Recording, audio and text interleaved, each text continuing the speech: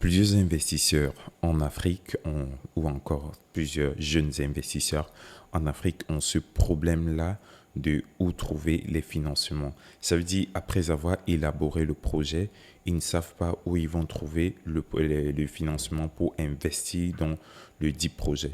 Alors, nous devons savoir qu'il y a plusieurs façons d'investir. Ça peut être votre investissement, ça peut être un investissement externe. Donc, ce sera le cas qui sera traité dans cette vidéo de comment lancer son propre business. Si tu es nouveau, si c'est ta première fois de voir une de mes vidéos, je t'invite premièrement à t'abonner et surtout d'activer la cloche de notification. Et aussi, si vous êtes nouveau dans le cadre de cette formation sur comment lancer son projet, je vous invite, pour ne pas être perdu tout au long de notre vidéo, de commencer par regarder des vidéos précédentes de cette playlist-ci.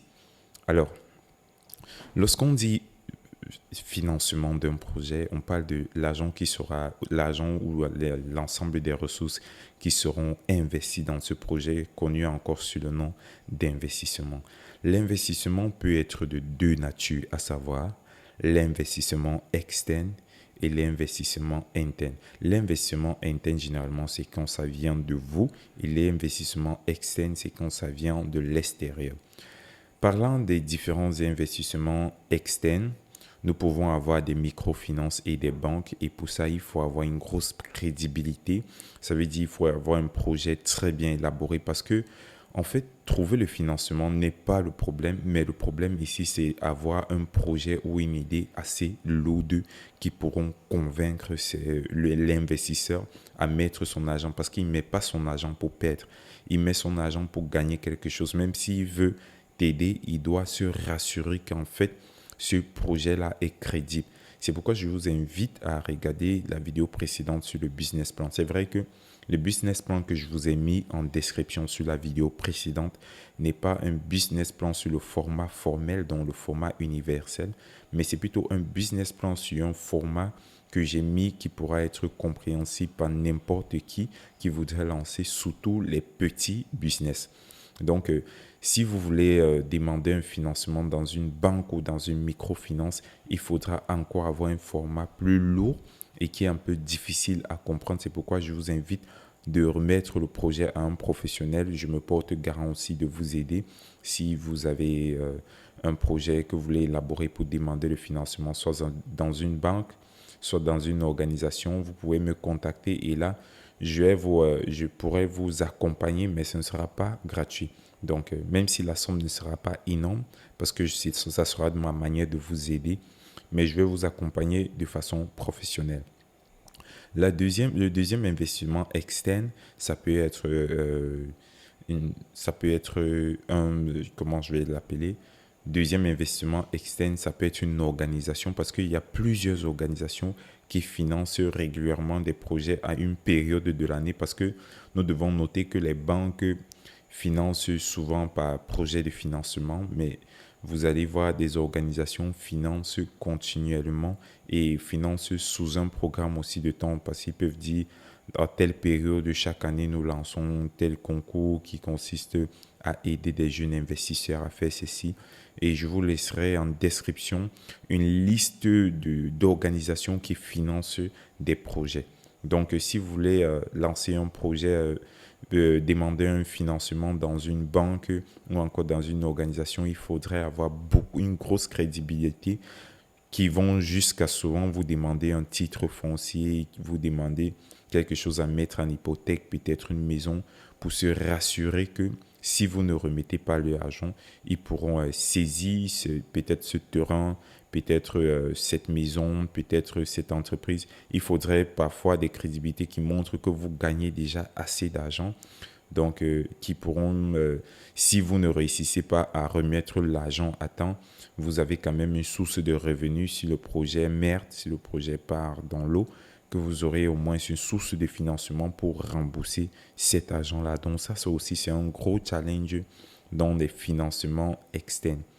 Il faut avoir cette situation, il faut avoir des propriétés, il faut avoir une source de revenus permanente qui crédibilise votre projet de telle en sorte que si votre projet vaut à l'échec, que vous aurez au moins assez d'argent qui doivent se rassurer que vous avez au moins quelque chose que vous pourrez rembourser l'argent ou ils pourront se rattraper pour reprendre l'argent. Ceci est un peu très difficile pour des gens qui voudront lancer des petits projets et qui sont jeunes, qui n'ont pas encore cette source de revenus. C'est pourquoi moi, je vais vous conseiller les financements internes. Alors, lorsque je parle de financement interne ici, je parle de financement qui vient de vous. Ça peut être que vous avez déjà votre propre argent, vous voulez lancer votre projet, ça marche aussi. Là, c'est une source de financement. Mais les sources de financement que beaucoup ignorent, ce sont des trucs qu'ils pratiquent régulièrement, mais qui ne savent pas que ça peut être une source de financement. Mon premier conseil en source de financement interne sera les tontines. Alors, si tu veux lancer un projet, que tu n'as pas assez d'argent, tu peux organiser toi-même une tontine. Si tu es une personne qui a de bonne moralité, je pense que beaucoup de personnes vont adhérer. Ce sont des méthodes que l'on trouve beaucoup chez nous en Afrique centrale et en Afrique aussi de l'Ouest. Donc, la tontine peut être un bon moyen pour vous de trouver le financement. Si vous voyez que vous avez besoin d'un financement de 100 000 pour lancer votre projet, vous pouvez vous lancer dans une tontine où vous mettez la tontine de 10 000, vous avez besoin de 10 personnes. Et dès que vous recevez votre argent, peut-être si vous avez la chance d'être la première personne à bouffer, vous pouvez gagner cet argent-là et rembourser au fur et à mesure.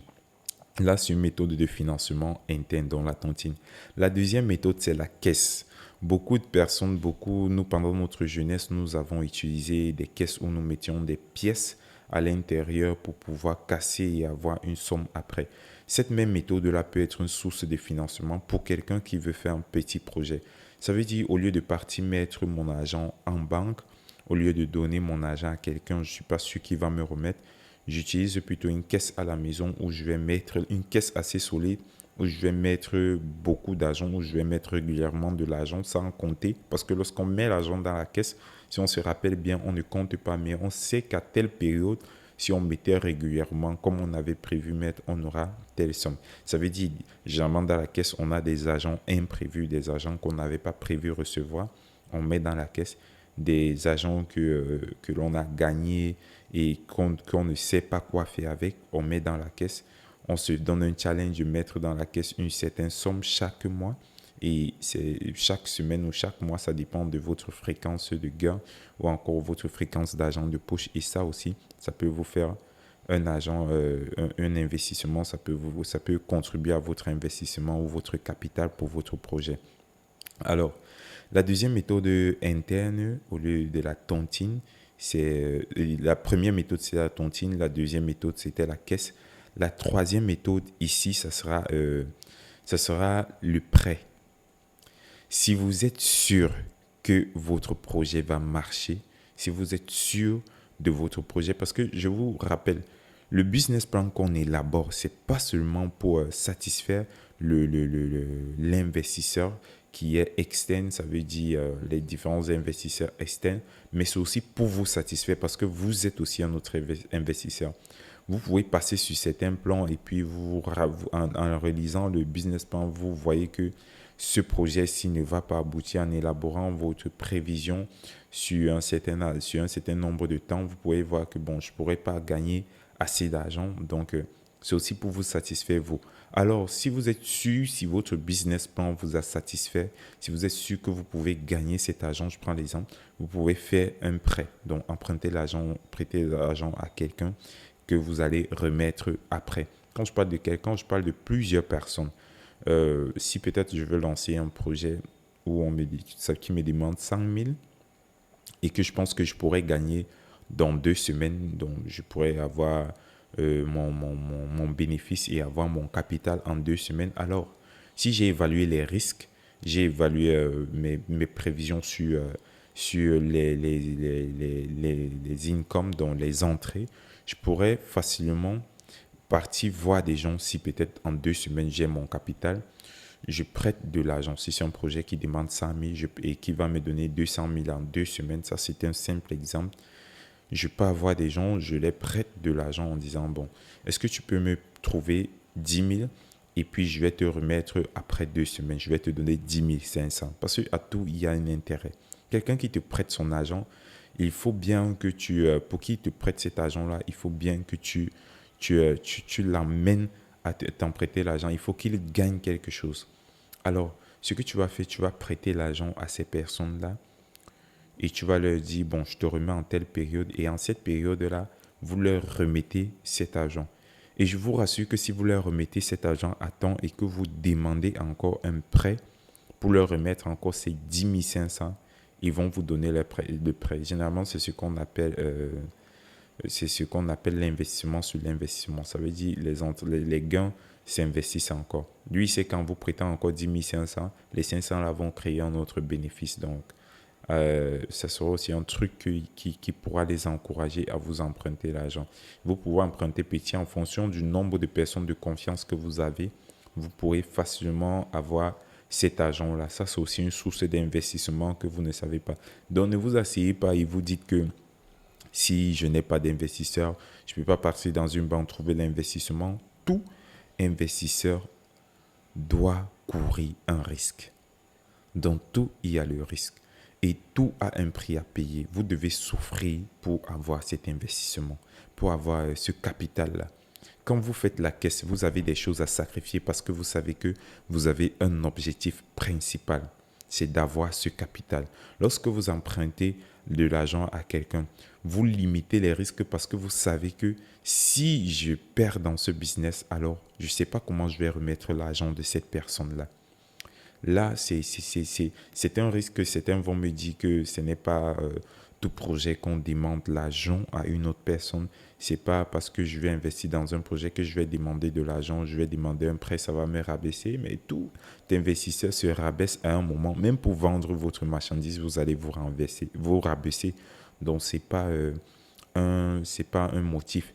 Alors, la dernière source d'investissement interne, la dernière source d'investissement interne, c'est ce qu'on appelle le crédit fournisseur. Le crédit fournisseur, beaucoup de personnes d'entre vous connaissent. Là, je vais parler là de ceux qui font des business où ils prennent de la marchandise à l'investisseur et remettent quand ils ont déjà, ils vendent avant de donner l'argent au fournisseur. Donc, si vous prenez la marchandise au fournisseur, ça veut dire le fournisseur, c'est votre investisseur parce que l'investissement ne passe pas par vous. Là, vous êtes... ça marche avec certains business, ça ne marche pas avec tous les business. Par exemple, les business où vous revendez des choses en ligne, ça veut dire que vous n'avez pas de boutique. Le dropshipping, on peut citer tout ce que vous achetez, vous vendez dans vos groupes WhatsApp en disant aux gens, bon, j'ai tel vêtement, telle somme. Et si vous avez besoin, dites-moi juste et puis vous me donnez l'argent, je ne peux pas chercher. Ça aussi, vous n'avez pas besoin vraiment d'investissement. Beaucoup ignorent qu'il y a plusieurs business où vous pouvez fonctionner sans investissement. Si vous montez, vous venez voir votre fournisseur, vous montrez, peut-être vous faites des prestations de services et vous devez partir travailler dans une entreprise ou prester les services dans une entreprise.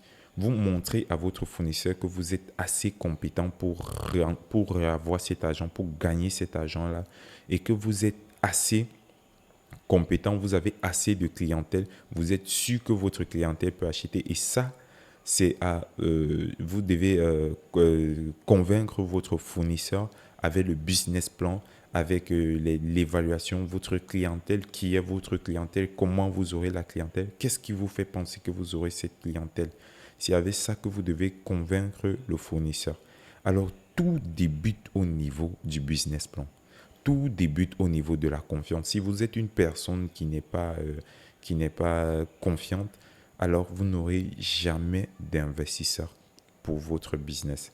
Ou bien si vous-même vous n'avez pas confiance en vous, alors votre business, vous n'aurez jamais d'investisseur pour votre business. Mais je tiens à vous rappeler que pour ceux qui ont besoin d'investissement externe, c'est-à-dire des organisations que je mettrai en description, vous pouvez consulter ces organisations-là et ces programmes de financement.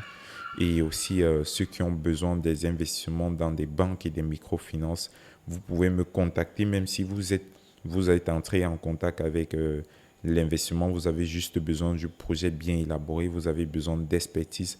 Alors je vous fournis mon expertise en tant que analyste. C'était tout pour cette vidéo. Si vous êtes nouveau sur cette chaîne, je vous invite à vous abonner une fois de plus et d'activer la cloche de notification pour ne rien rater. Si la vidéo vous a plu, likez et commentez. N'hésitez pas de commenter pour tous vos besoins et autres. Merci. C'était Wilfried Dilo.